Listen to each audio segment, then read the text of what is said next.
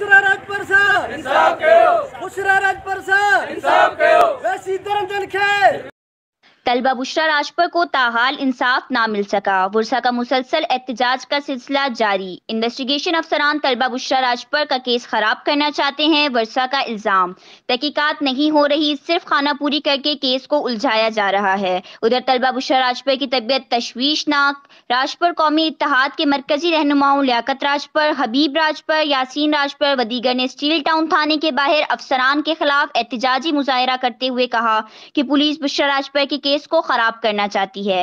मुलजिमान के साथ पुलिस मिल चुकी है, रहनुमाओं का इल्जाम। उन्होंने चीफ जस्टिस ऑफ पाकिस्तान, वज़ीर आला सिंध, गवर्नर सिंध व दीगर आला अफसरान से इंसाफ का मुतालबा किया। कैमरामैन मुमताज के साथ इख्तियार चांडियो, वर्ल्ड न्यूज़, कराची। मलिर जी न्याणी जेका है बुशरा राजपर सां हिकिड़ी वॾी ज़्यादती थी आहे। इन्वेस्टिगेशन जे ऑफिसरनि ॾे चवंदो लख